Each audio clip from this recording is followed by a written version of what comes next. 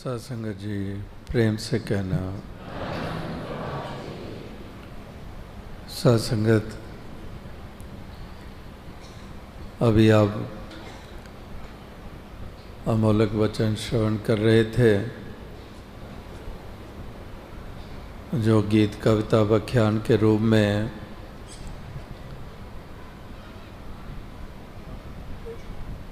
यथार्थ वचनों का सहारा लेते हुए जो भाव प्रकट किए गए हैं, वाकई ही वो एक कल्याणकारी हैं, जिसके कारण हमारे जीवन को एक ठहराव मिलता है, जिसके कारण हमारे जीवन में सहजता आती है, जिसके कारण हमारे अकीदे और विश्वास परिपक्व होते हैं, जिसके कारण हम इस प्रीत को निभाने के लिए अग्रसर रहते हैं। ऐसे एक अमोलक वचन जो हमें श्रवण करने को मिलते हैं, वाकई ही बहुत मूल्यवान वचन होते हैं। इनको लाल रतन यानी कि बहुत ही इनको महत्ता दी गई है, और सत्संग का यही प्रताप होता है। जब सत्संग में आते हैं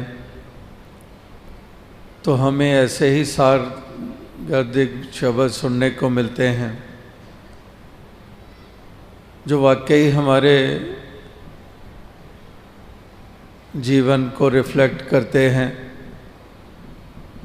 एक जीवन की जो सार है वो हमारे सामने रखते हैं, और जीवन की सार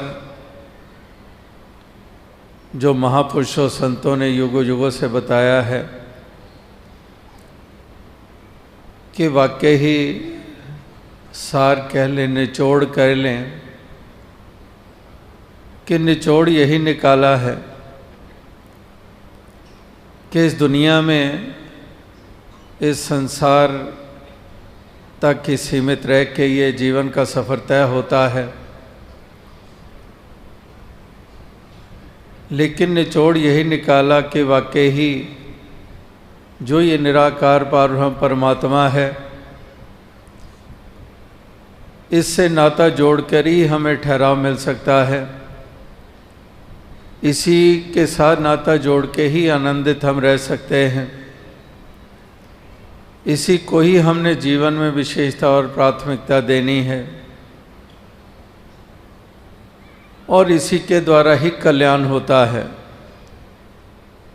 आत्मा का भी कल्याण उद्धार इसी के कारण है, इसी का बोध हासिल करने के कारण है, और जीवन में भी सहजता इसी के कारण है, क्योंकि सहज भी यही है। मोक्ष और मुक्ति भी इसी से है, आनंद इसी से ही है, प्रेम का स्रोत यही है। यानी कि आधार और केंद्र भक्तों ने इसी को माना है, और इसी तरह से ये फैसले दिए हैं कि वाकई जीवन का सार तो यही है। जो अभी शहंशाह बाबा अवतार सिंह जी के वचन हम सुन रहे हैं कि ये संसार बना है, बिगड़ता है, ये अस्तित्व में आता है, मिटता है, ये हमेशा रहने वाला नहीं है। ना ये संसार रहता है, ना संसार में जो जन्म लेते हैं, अस्तित्व में आते हैं, वो भी शाश्वत नहीं है। तो इसलिए यहाँ पर शहंशाह बाबा अवतार सिंह जी भी यही बता रहे हैं कि इंसान अक्सर यही भ्रम कर लेता है कि जो क्षण भंगुर है उसको शाश्वत वाला दर्जा दे देता है। वो ये मान लेता है कि ये सच्चाई है, ये कायम रहनी है, और जो शाश्वत है, जो सत्य है, उसको मिथ्या मान लेता है। जैसे अभी भी आप श्रवण कर रहे थे कि अनेकों लोग हैं, चाहे वो जापान जैसे मुल्क में हैं या किसी और मुल्क में हैं, कितने ही नॉन बिलीवर्स हैं, कितने ही एथिस्ट हैं, कितने नास्तिक हैं, जो इस प्रभु परमात्मा के अस्तित्व में यकीन ही नहीं रखते हैं। यानी कि वही बात महापुरुष कहते हैं कि जो सत्य है उसको मिथ्या मान लेते हैं। यानी कि ऐसे लोग इसको मिथ्या मान लेते हैं कि ये कुछ भी नहीं है, नथिंग लाइक इट, ऐसा कुछ भी नहीं है। और जिसको शाश्वत मानते हैं, जिसको हकीकत मानते हैं, तो वो वास्तविकता में महापुरुषों ने कहा कि ये तो ढलती ही परछाइयाँ हैं, ये तो एक स्वप्न के मानिंद माना है कि वाकई ये सपने के समान है। जैसे सपने में भी एक भ्रम वाला ही समय बीत रहा होता है जो हकीकत नहीं है वो हम सपने में देख रहे होते हैं, महसूस कर रहे होते हैं, वो सच्चाई होती नहीं है। लेकिन उस वक़्त तो हम उसी को ही सत्य मानकर चल रहे होते हैं। इसीलिए उस सपने को देखते देखते भी हम पीड़ा भी महसूस कर रहे होते हैं, हंस भी रहे होते हैं। एक राजा को सपना आ रहा है, वो पीड़ा महसूस कर रहा है, क्योंकि सपने में वो ये देख रहा है कि वो चल रहा है, पाँव में जूती भी नहीं है और कांटे उनके ऊपर चल रहा है और पूरी पूरी पीड़ा महसूस कर रहा है। लेकिन वो हकीकत और सच्चाई तो नहीं थी। वो तो एक राजा नंगे पाँव तो क्या, कितने कितने जोड़े जूते के भरे पड़े हैं, कोई सा भी पहन ले, लेकिन सपने में वो हकीकत नज़र आ रही है, इसलिए उसका असर भी पूरा पूरा ले रहा है। तो इसी प्रकार से यहाँ पर शहंशाह बाबा अवतार सिंह जी भी वही कह रहे हैं, जो युगों युगों से महापुरुषों, संतों ने, बलियों, गुरु पीर पैगंबरों ने संसार के सामने जो पहलू रखा कि वाकई ही ये संसार जो है ये कायम दायम रहने वाला नहीं है, ये आने जाने वाला है, ये हमेशा रहने वाला नहीं है। हमेशा रहता है ये प्रभु परमात्मा, ईश्वर निराकार, और यही है जो सारे संसार का आधार है। इसलिए कहते हैं कि इसको विशेषता जो देता है, इस एहसास के साथ जो जीवन के सफ़र को तय करता है कि बाकी सब कुछ मिट जाना है, कि बाकी सब कुछ मिट जाता है, ये हमेशा रहता नहीं है। अगर लहर और सागर की बात जैसे पीछे ही दास ने जिक्र किया,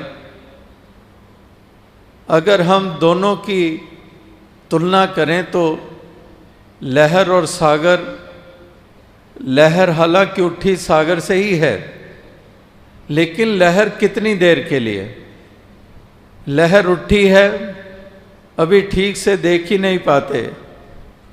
अगर कोई जाते भी हम समुद्र के किनारे और हमारे साथ हमारा परिवार वाला है या मित्र है और हमारी पीठ सागर की तरफ है और दूसरी तरफ देख रहे हैं, कुछ और देख रहे हैं, और वो हमें एकदम से कहता है देख कितनी ऊंची लहर, और बाय द टाइम हम अपना मुख मोड़ते हैं वो देखने के लिए, उस वक्त तक वो अलोप ही हो चुकी होती है।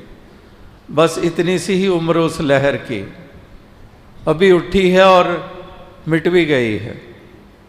लेकिन सागर की तरफ इशारा करें, वो तो क्षणभंगुर नहीं है, वो तो अपनी जगह कायम है, वो लहर की तरह बना और मिटा नहीं है, वो उसी तरह से उसका वजूद कायम है।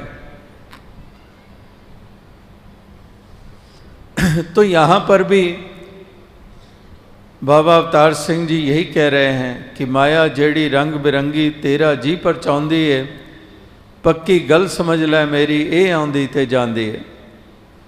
यानी कि ये सब आने जाने वाला है। ये सारे संसार का वजूद और बनावट भी जो बताई गई है, कितने जिक्र आते हैं कि मिलियंस ऑफ ईयर्स पहले यहाँ पर डायनासोर्स थे या कोई और स्पीसीज थे, और फिर वो समय भी आ गया जब एक्सटिंक्ट हो गई, ख़त्म हो गई, वो हमें उनका वजूद नज़र नहीं आता है। इसी तरह से कई ऐसे स्थान बताए जाते हैं जहाँ पर पहाड़ हैं, चट्टानें हैं ऊंची ऊंची, और उसके बारे में बताते हैं कि यहाँ कभी समुद्र होता था। अभी तो ये ऊंचा पहाड़ नज़र आ रहा है, लेकिन ये सब this was all submerged under the water, के पानी के अंदर ही ये थे सब, और अभी हमें ऊंचे होके नज़र आ रहे हैं। यानी कि कहाँ पर एक सरीका हर चीज़ रहती है, हर चीज़ में ही अंतर होता चला जा रहा है। तो इसलिए महापुरुष संत जन कहते हैं कि जो दिसे सो सगल विनाशे, कि जो दिखाई देता है वो रहता नहीं है। तो इसलिए जो रहता है, जिसको कहते हैं कि आशिक सिर्फ बका दे हो, बका जो रह जाता है, यानी कि बका यही रह जाता है, ये परमात्मा ही रहता है, यही है जो कायम दायम रहता है, इसी के आशिक होते हैं। इसलिए दुनिया में उस कदर ग्रस्त नहीं होते हैं, और इसीलिए सुचेत करते हैं कि परछाइयों का ही पीछा करने वाले, जैसे वो मृग होता है, वो भागता है और सोचता है कि ये जल है और जल की तरफ बढ़ रहा है, लेकिन दरअसल वो जल होता नहीं है, वो एक मिराज होता है। वो इस प्रकार से उसको महसूस हो रहा होता है, लेकिन वहाँ पर कोई पानी नहीं होता है, जल नहीं होता है। और जब तक उस जगह पर पहुँचता है, वो पानी कहीं और आगे नज़र होना शुरू हो जाता है, और 4 कदम धरता है, वो पानी और आगे नज़र होना शुरू हो जाता है। यानी कि वो एक हकीकत नहीं होती है, वो सच्चाई नहीं होती है। तो इस तरह से वो भ्रम में ही भागता रहता है। इसी तरह से महापुरुष संत जन भी कहते हैं कि संसार से अगर तू वो आस रख के बैठा हुआ है, जितना बढ़ता है वो और दूर हाथों से निकलता जाता है। जहाँ पर तू ये मानकर बैठता है कि यही साधन है जिससे मुझे सुख मिलने वाला है, लेकिन वो भी साधन शाश्वत नहीं है, वो भी कमती बढ़ती होता है, वो भी एक सरीका रहता नहीं है। तो जो एक रहता है, कायम दायम रहता है, इसी सच्चे साधन को अपनाने की बात कर रहे हैं, जो आज भी महापुरुषों ने कहा कि जे सुख को चाहे सदा तो शरण राम की ले, कि संसार सदा रहने वाला नहीं है। हमारे मित्र दोस्त सदा रहने वाले नहीं हैं, हमारा परिवार रिश्तेदारी हमेशा रहने वाले नहीं हैं, हमारी ताकत, हमारी हुकूमत सदैव रहने वाली नहीं है। जिनको इंसान मानकर चलता है कि ये हुकूमत है तो बस पूरा ही आनंद और सुख है, लेकिन वो हुकूमत ही नहीं रहती तो सुख उसके साथ ही चला गया, आनंद उसके साथ ही चला गया। ये मित्र है, ये दोस्त है, ये रिश्तेदार है, वो भी किस तरह से आंखें फेर लेते हैं, किस तरह से गर्ज के ऊपर आधारित वो रिश्ते बने हुए हैं। वो गर्ज या हालात, इस माया के 3 नाम परसु परसा परस राम, वो सब उसी तरह से ही अपना असर रखते हैं, एक जैसा नहीं है। यानी कि हर चीज़ जो है दुनिया की, उसमें यही सिलसिले हैं जो हमें देखने को मिलते हैं। इसीलिए महापुरुषों ने पहले भी यही कहा है कि जगत की झूठी देखी प्रीत, अपने ही सुख को सब लागत क्या दारा क्या मीत। कि वाकई वही गरज कि अपने ही सुख को सब, बस मुझे वो मिल जाना चाहिए, और चाहे मेरा सका भाई क्यों ना हो, बहन ही क्यों ना हो, पिता ही क्यों ना हो, माता ही क्यों ना हो, लेकिन मुझे मिल जाना चाहिए। इनको ना मिले कोई बात नहीं। वही बात कि अपने ही सुख को सब लागत क्या दारा क्या मीत, जगत में झूठी देखी प्रीत। तो इस प्रकार से ये संसार में महापुरुषों ने जो बार बार इंसान को ध्यान दिलाने के प्रयास किए हैं, वही बात जो बाबा अवतार सिंह जी साधारण शब्दों का इस्तेमाल करके जो कह रहे हैं, जो माया रंग बिरंगी तेरा जी परचांदी है, वही मृग की तरह कि मृग भी भागता है, उसको भी कुछ वो ललचा रहा है, वो भरमा रहा है। तेरा जी परचांदी है, पक्की गल समझ ले मेरी, ए आंदी ते जांदी है। यानी कि वो सच्चाई, वो हकीकत नहीं है, वो सच्चा आधार नहीं है, वो शाश्वत वाला साधन नहीं है। तो इसलिए जो हमेश रहने वाला है, हमेशा रहने वाला है, इसी का ही एक सहारा लेना, इसी के साथ मन का नाता जोड़ना, इसी को ही जहन दिलो दिमाग में बसा के रखना, यही महापुरुषों ने कहा कि यही एक हमारी सच्ची अवेयरनेस है, एक सच्ची जागृति यही है। अगर हमने ये बात समझ ली, अगर ये हमने जान लिया, तो फिर वास्तविकता में हम उस भ्रम से ऊपर उठ जाते हैं और हम आनंद के पात्र बन जाते हैं। हम आनंद और सच्चे सुकून की महसूसियत करने लग पड़ते हैं और जान जाते हैं कि वाकई ही ये सब ढलती ही परछाइयाँ हैं। सुख दुनिया दे परछावें ने जेकर प्रीता पाएगा, तो वाकई ये ढलती हुई परछाइयाँ हैं। बादल की परछाई कितनी देर वो हमें छाया देती है और उसका पीछा करते भागते चले जाएं।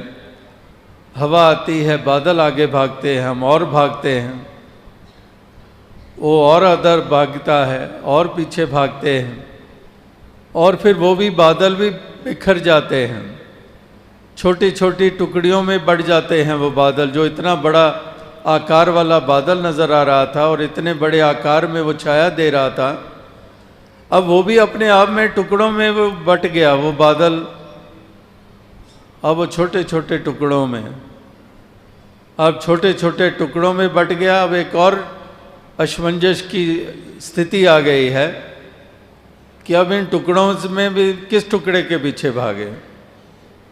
तो इस प्रकार से वही बात यहाँ पर कही जा रही है कि वाकई ये परछाइयाँ, ये वास्तविकता में इसी का ही इंसान सहारा लेता है, इसी का ही पीछा करता रहता है। टल गए परछावें जिस दम रोएगा कुरलाएगा। तो वाकई ही ये सब कुछ, हमारी जवानी, हमारी खूबसूरती, हमारी अमीरी, ये सब ताकतें, ये तन मन धन की, ये जो कुछ भी है, जैसे दास ने कहा कि कोई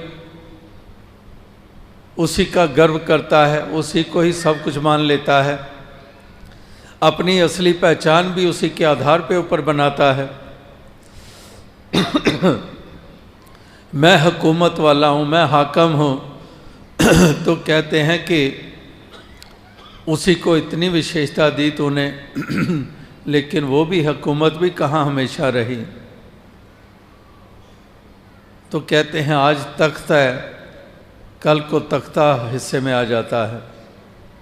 कि कि एक तख्त व ताज, आज तख्त है और कल तख्ता हिस्से में आ जाता है। तो वही बात महापुरुष समझाने के प्रयास करते हैं कि वाकई ही ये दुनिया के सिलसिले ऐसे ही हैं, लेकिन एक और भी हैं जिनको साम्राज्य मिला है, जो हमेशा के लिए उनको राज मिल गया।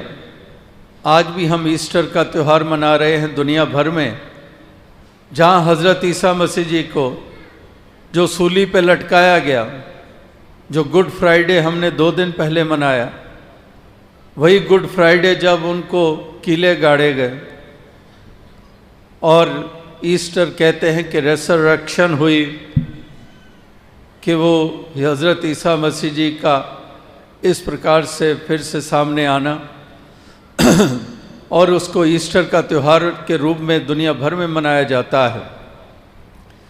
यानी कि उसी को देखें कि सूली पे लटकाने वाला राजा जिसने हुक्म दिया, उसका तो नाम और निशान मिट गया, लेकिन जो साम्राज्य हज़रत ईसा मसीह जी के हिस्से में आया कि सूली पे लटक जाने के बावजूद उनका राज्य आज तक कायम है। यानी कि वो ढलती हुई परछाइयों वाला सिलसिला नहीं है, वो खूबसूरतियाँ भी ढल जाती हैं, हुकूमतें भी ढल जाती हैं, शरीर की ताकतें भी ढल जाती हैं, ये सब कुछ ढल जाता है। तो महापुरुष कहते हैं कि वाकई ही इसी से ही हम अंदाज़ा लगाएं। एक और इसी का बयान किसी शायर ने दिया कि एक बड़े साम्राज्य वाले बड़े राजा महाराजा भी कि अपने जो उनका आसन होता है, सिंहासन होता है, कि वो अपने सिंहासन पर भी मुरझा जाते हैं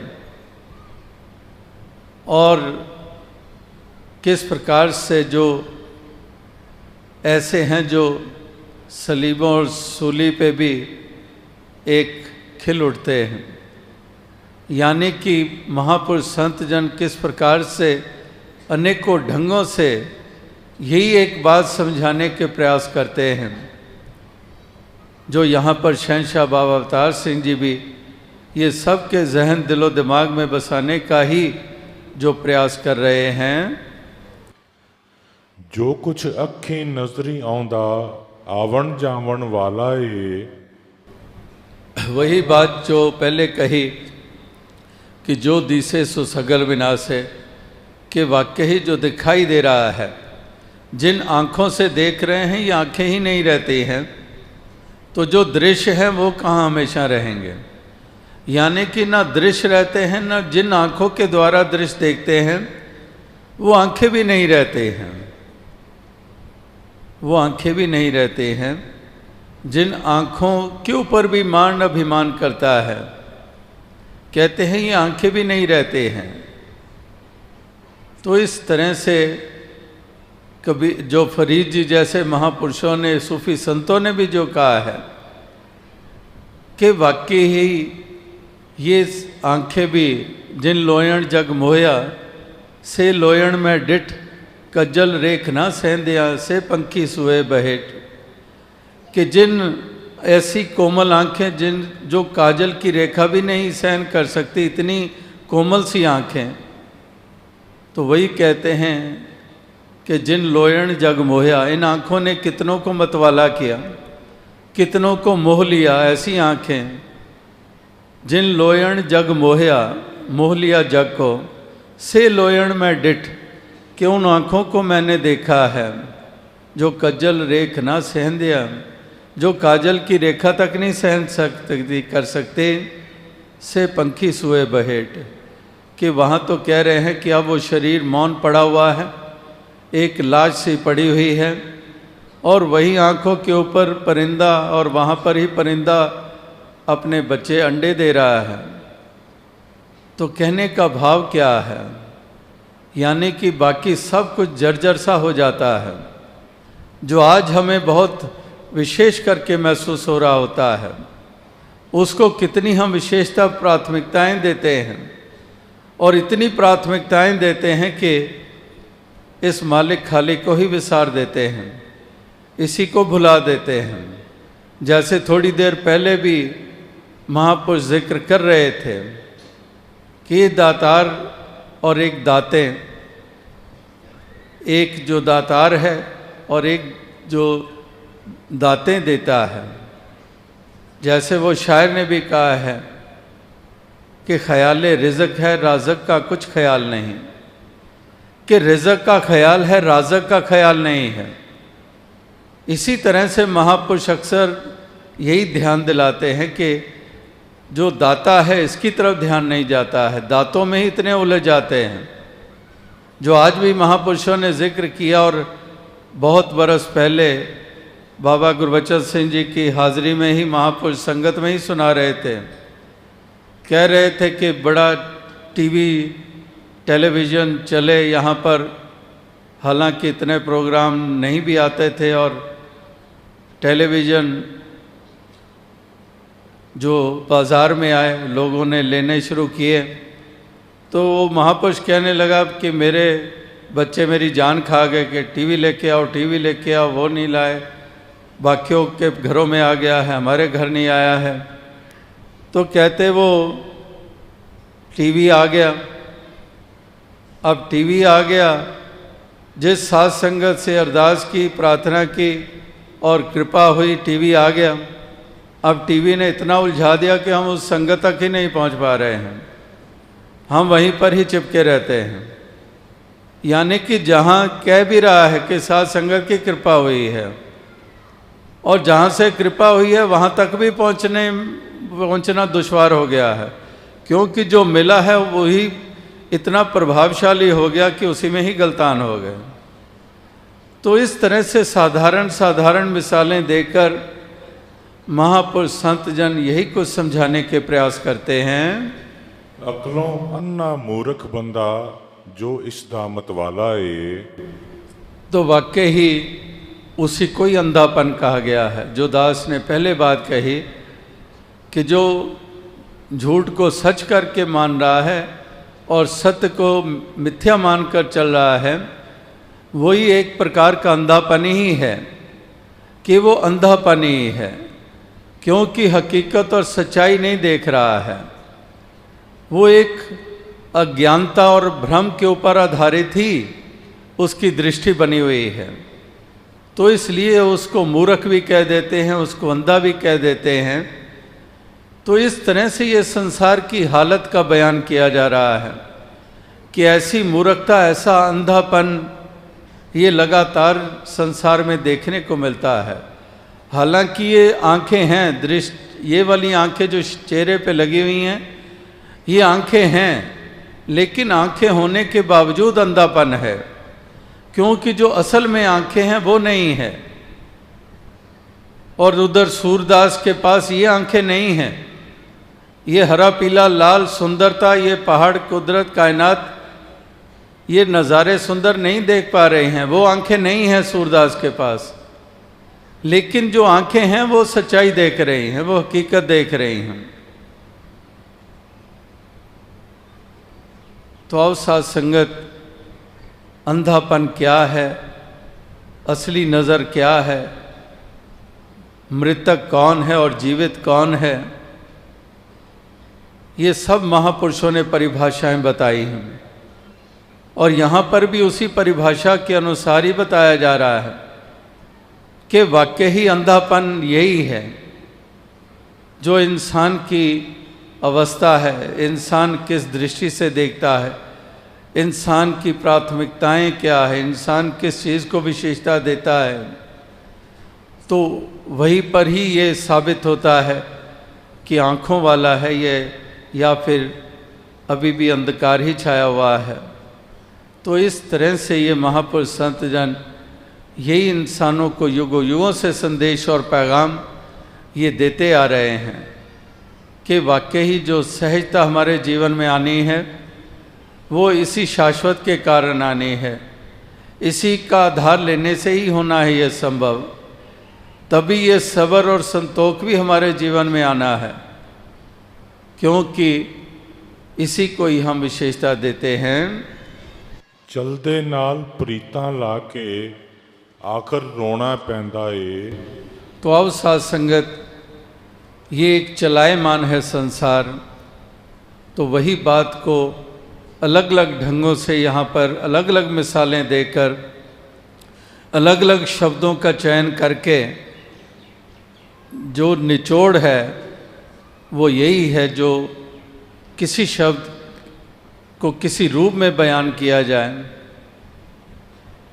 लेकिन भाव केवल इतना ही है कि इस तरह से हमारी एक अवस्था बनती चली जाए जो वास्तविकता में हमें ठहराव देती है, चलते फिरते भी ठहराव देती है, दुनिया में विचरण करते हुए परिवार समाज की जिम्मेदारियां निभाते हुए भी ठहराव देती है। और इसी तरह से ही ठहराव मिला कबीर जी को, रविदास जी को, तुकाराम जी को, कितने कितने महापुरुष जिनके भक्तों के हम नाम लेते हैं, जीवन उनका भी चलायमान था, यानी कि जिम्मेदारियां वो भी निभा रहे थे, वो पारिवारिक सामाजिक जिम्मेदारियां निभ रही थी, लेकिन उस चलने के बावजूद फिर भी ठहराव था। तो इस तरह से ये ठहराव जीवन में आता है इसी ठहरे हुए के कारण कि तमाम हमारे कर्म भी हो रहे हैं, जिम्मेदारियां भी निभ रही हैं, मेहनत मुशक्क़त भी हो रही है, जीवन में उतार चढ़ाव भी आ रहे हैं, लेकिन उसके बावजूद एक ठहराव मिला हुआ है। तो इस तरह का ठहराव जीवन में तभी आता है, जो ठहरा हुआ है उसी का आधार ले लेते हैं। जब उसी को ही हम विशेषता देते हैं कदम कदम के ऊपर, तो हमारी जीवन में ठहराव आता है, हमारे मन को वही ठहराव मिलता है और हमारे जीवन में वो सहजता आती है और वही सहज चाल भक्त चलता चले जाता है। हथ पल्ले नहीं पैंदा कुछ भी, सब कुछ खोना पैंदा ए। तो वही बात कि रेत जैसे होती है मुट्ठी में बांधी हुई, और कैसे वो रेत सरक जाती है मुट्ठी में से, इसी प्रकार से एक एक श्वास हमारा हाथों से निकलता जाता है। इस तरह से हर चीज़, और वही बात जो माटी कोड़ा माटी जोड़ा माटी के असवार, हच खेड़ फिर माटी होई पैंदी पाँव पसार के वाकई ही सब मट्टी ही है और मट्टी विच मिल जाना। खाकी खाक स्यों रल जाना तू कदे ताहों से आना, कि एक खाक की पुतला जो है वो खाक में मिल जाता है। खाकी खाक स्यों रल जाना तू कदे ताहों से आना, कि ये सूझबूझ कब तुझे आएगी, ये समझ तुझे कब आएगी, ये हकीकत तब तू समझेगा। तो इस तरह से यहाँ पर भी यही समझाने का प्रयास कि खाकी खाक स्यों रल जाना तू कदे ताहों से आना। हंस खेड़ फिर माटी होई और पैंदी पाँव पसार, माटी कोड़ा माटी जोड़ा माटी के असवार, कि सब कुछ ही मट्टी तो बताया है, एक खाक ही बताया है।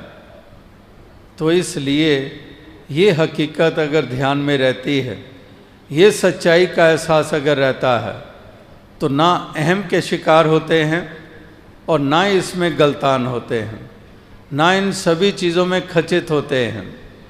वो न्यारापन बना रहता है, वो जल में कमल के फूल मानिंद वो अवस्था रहती है कि जल में रहकर जल से न्यारा, कि साधु रह के दुनिया अंदर वांग कमल दे न्यारा रहे, कि कमल के मानिंद वो जल में रहकर भी जल से न्यारा है।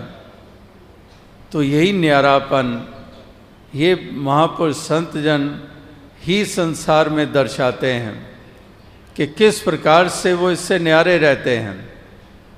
ये प्राप्त होना, कुछ खो जाना, यश मिल जाना या अपयश प्राप्त हो जाना, तो उस सभी चीज़ों में से गुज़रते हुए वो अपनी अवस्था को सहज जो बनाए रखते हैं, वाकई उनकी कितनी महानता होती है। जो नर दुख में दुख नहीं माने, सुख स्नेह और पहने जाके कंचन माटी माने, कि ना एक निंदा का असर ना यश का असर, जे लोग सलाहें ता तेरी उपमा, जे निंदेता छोड़ ना जाए। कि इस प्रकार से श्लाघा होती है तो आपे से बाहर नहीं हो जाता है, अभिमान में नहीं आ जाता है, अहंकार में नहीं आ जाता है, इतना फूल नहीं जाता है कि दूसरों को नीची दृष्टि से देखने लग पड़े। जे लोग सलाहें, अगर श्लाघा हो रही है उसका भी असर नहीं ग्रहण करता है, क्योंकि वो श्लाघा ये जानता है कि प्रभु की ही है, कि मालिक की ही है, इसी की ही कृपा है, मेरा तो कोई वजूद ही नहीं है, मेरा तो कोई अस्तित्व ही नहीं है। तो इसलिए श्लाघा है उसका भी असर नहीं करता है। यश हो रहा है, प्रेज हो रही है, तो उस प्रेज को प्राप्त करके भी किसी भ्रम में नहीं आ जाता है, उसमें कर्ता भाव नहीं आ जाता, अभिमानी नहीं बन जाता है। जे लोग सलाहें ता तेरी उपमा, जे निंदेता छोड़ ना जाए।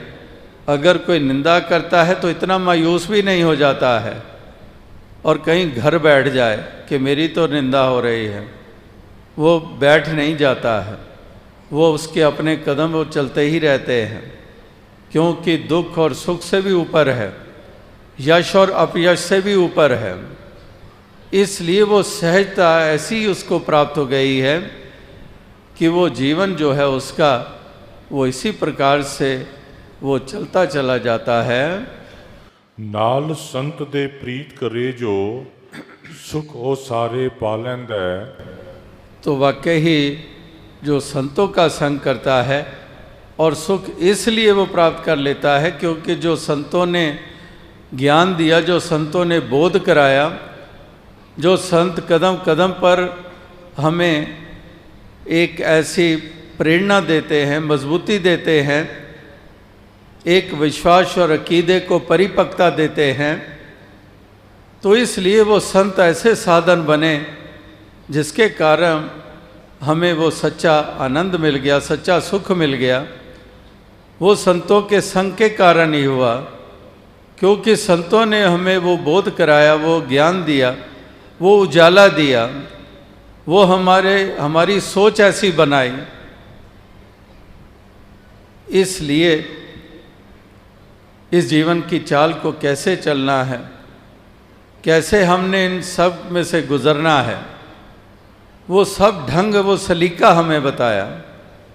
और इसीलिए हम वो सुख की महसूसियत करते हैं, वो आनंद की महसूसियत करते हैं।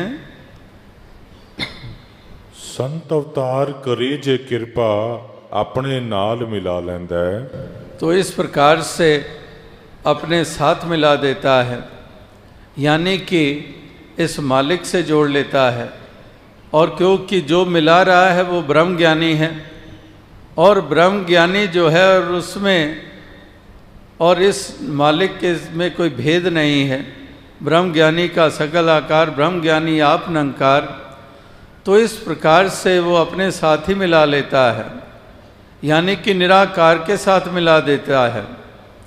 और निराकार के साथ ही जब मिल गए तो फिर वास्तविकता में अब जो सफ़र तय हो रहा है वो सफ़र तय होता है उस दृष्टि के द्वारा जो झूठ को झूठ करके देख रही है, जो सत्य को सत्य करके देख रही है, जो मिथ्या को मिथ्या करके देख रही है, जो शाश्वत को शाश्वत करके देख रही है।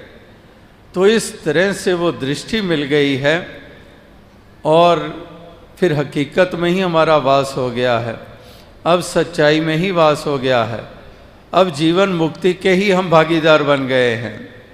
एक मोक्ष और मुक्ति ही हमारे हिस्से में आ गई है। जो आत्मा मोक्ष और मुक्ति की पात्र बन गई है, पर लोक सुहेला इसी के कारण हो गया है। और लोक की यात्रा भी एक सहज हो गई है, क्योंकि जिन ब्रह्म ज्ञानियों का संग मिला, उन्होंने जो हमें सोजी दी, उन्होंने जो ज्ञान उजाला दिया, उसी ज्ञान उजाले के अंतर्गत ही हम जीवन के सफ़र को तय कर रहे हैं। तो फिर वास्तविकता में एक हमारे जो हमारी अवस्था है वो ऊंची अवस्था हो जाती है। फिर जीवन में हम उसी सहज चाल को चलते चले जाते हैं। ये कदम फिर डगमगाते नहीं हैं, फिर हम एक्सट्रीम्स में जाते नहीं हैं। एक आज भी गौतम बुद्धा जी का जिक्र हुआ और उनकी भी शिक्षाएं जो है जब वो बताई जाती हैं तो उसमें मिडल पाथ का जिक्र आता है। मिडल पाथ का मतलब ही यही है कि एक्सट्रीम्स नहीं है वहाँ पर। वो सहज जिसको हम कह रहे हैं, सहज चाल कह रहे हैं, सहजता जिसको हम कह रहे हैं, वो वही मध्य मार्ग है।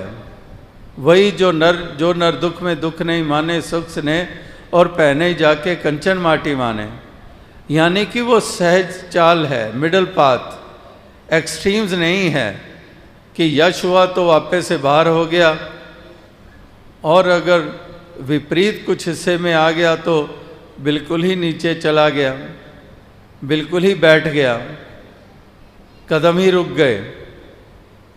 और पहले इतना नशे में चूर और दूसरों के पाँव ही के ऊपर पाँव रखकर उनको ही कुचल कर आगे भागता चला जा रहा है। यानी कि दोनों ही एक्सट्रीम्स से ऊपर मिडल पाथ। यही महापुरुषों ने कहा कि घर ही में भोग, घर जोग घर ही में, कि इस प्रकार से ये ऐसा सलीका जीवन जीने का ये भक्तों महापुरुषों को ही प्राप्त हुआ है। ये ढंग उन्हीं को आया है और वही संसार को वो ढंग प्रदान करने के लिए ही अपने योगदान देते आए हैं। संत अवतार करे जे कृपा अपने नाल मिला लेंदा है। तो इस प्रकार से ये ऐसी अवस्था प्रदान कर देता है संत कि अपना ही रूप दे देता है। संत संग कबीरा बिगड़्यो, सो कबीर रामे होए निबर्यो। कि इस प्रकार से संत संग कबीरा बिगड़्यो, कि संतों का संग हुआ, ऐसा प्रताप हुआ कि रामे होए निबर्यो, कि ऐसा ऊंचा दर्जा हमें मिल गया, ऐसी ऊंची अवस्था मिल गई कि प्रभु का रूप ही बना दिया हमें। तो आओ साथ संगत, क्योंकि प्रभु खुद बजाते खुद आप ही इन सब से न्यारा है। इन और चीज़ां दृष्टमान ने जिसनों कहंदे माया है, 10वां ब्रह्म इन्हां तो वखरा इन्हां विच समाया है। कि वाकई ही वो न्यारापन जो है वो मालिक का ही है। तो इसलिए इसी मालिक का जब ये न्यारापन है और इसी से जब नाता जुड़ गया तो फिर उसका भी न्यारापन प्राप्त हो जाता है।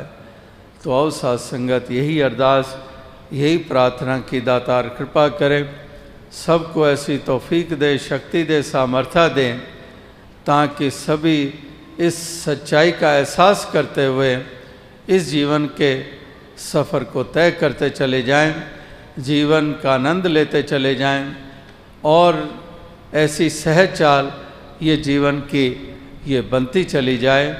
यही एक अरदास, यही प्रार्थना, यही शुभकामना है। साथ संगत जी, धन्य।